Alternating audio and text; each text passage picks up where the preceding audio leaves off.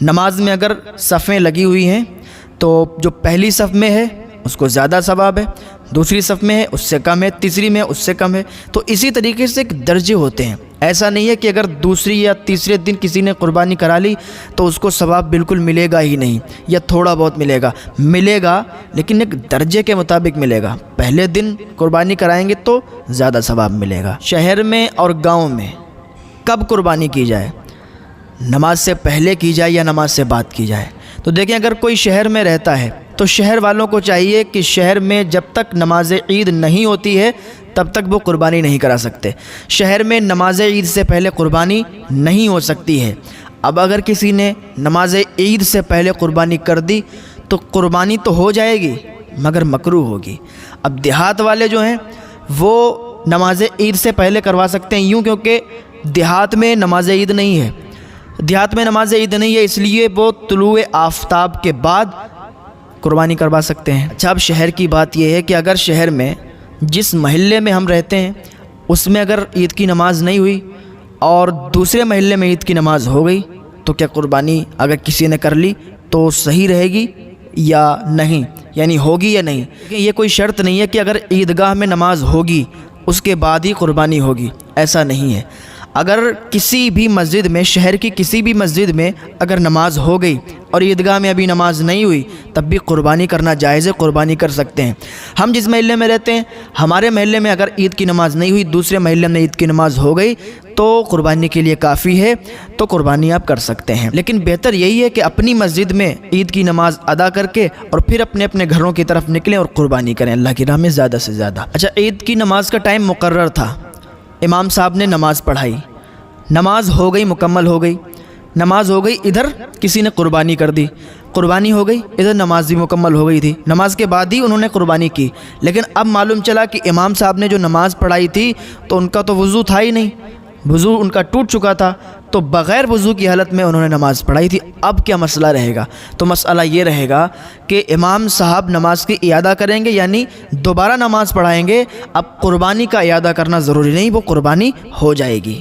دیکھیں، اگر کسی انسان نے یہ منت مانی تھی کہ بکرے پہ قربانی کرے گا، لیکن جب قربانی کے دن آئے تو اس نے اونٹ کی قربانی کر دی، یا اس نے پڈا کو قربان کر دیا، پڈا یا اونٹ کو قربان کر دیا، اور منت اس کی تھی کہ بکرا قربان کرے گا، بکرا قربان نہیں کیا تو اس کی قربانی ہوگی یا نہیں ہوگی؟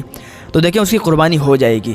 اگر بکرے کی منت مانی تھی، اونٹ یا پڈے کی قربانی کر دی تب بھی اس کی قربانی ہو جائے گی۔ اور منت والی جو قربانی ہے اس کا سارا گوشت صدقہ کر دیا جائے گا، اس میں سے کچھ بھی نہیں کھایا جائے گا، اور اگر اس نے کچھ کھا لیا تو اس کی قیمت وہ دے گا، اس کی قیمت اسے ادا کرنی پڑے گی۔ جب قربانی کے جانور 3 قسم کے ہیں، اونٹ، بیل، بکری۔ اونٹ میں بھی اس کی قسم داخل ہے، بیل میں بھی اس کی ساری قسم داخل ہے، نر اور مادہ دونوں داخل ہیں، بکری میں بھی ساری قسمیں داخل ہیں، نر اور مادہ، بھیڑ اور دمبا بھی بکری میں ہی شامل ہیں، خصی اور غیر خصی سب کا ایک ہی حکم ہے، یعنی ان سب پر قربانی ہو جائے گی۔ وحشی جانور جیسے نیل گائے تو اس کی قربانی نہیں ہو سکتی۔ ہاں، وحشی جانور اور گھریلو جانور سے مل کر جو بچہ پیدا ہوا ہے، مثلا ہرن اور بکری سے مل کر جو بچہ پیدا ہوا ہے تو اس میں ماں کا شمار ہوگا، یعنی ماں اگر بکری ہے تو بکری کی قربانی ہو سکتی ہے، لیکن بکرے اور ہرن سے مل کر جو بچہ پیدا ہوا تو اس کی قربانی نہیں ہوگی۔ اچھا، قربانی کے جانور کی جو عمریں ہیں، اونٹ 5 سال ہونا چاہیے، بیل 2 سال ہونا چاہیے، اور بکرا 1 سال کا ہونا چاہیے۔ اس سے زیادہ ہو جائے کوئی بات نہیں، لیکن کم نہیں ہونا چاہیے۔ اگر کم ہو گیا تو قربانی نہیں ہو سکتی، زیادہ ہو جائے تو قربانی بھی ہو جائے گی، بلکہ افضل ہے۔ قربانی کے جانور کو عیب سے پاک ہونا چاہیے۔ اگر سینگ تھے اور ٹوٹ گئے اور مینگ تک ٹوٹ گئے ہیں تو قربانی ناجائز ہے۔ اچھا، خصی جانور ہے یا غیر خصی ہے، اس کی بھی قربانی ہو سکتی ہے، یا اتنا بوڑھا ہے کہ اس کے بچے نہیں ہو سکتے تو اس کی بھی قربانی جائز ہو سکتی ہے۔ اور جانور اتنا کمزور ہے کہ جن کی ہڈیوں میں اب مغز نہیں ہے، اس کی قربانی جائز نہیں ہے، یا اتنا زیادہ لنگڑا رہا ہے جانور، لنگڑا جانور ہے جو قربان گاہ تک چل کے نہ جا سکتا ہے، اس کی بھی قربانی جائز نہیں ہے۔ یا جس کے دانت نہیں ہیں، آج کل تو ویڈیو بھی وائرل ہو رہی ہیں، لوگ نقلی دانت لگا رہے ہیں۔ اچھا، نقلی دانت لگا لیں گے تو کیا قربانی جائز ہو جائے گی؟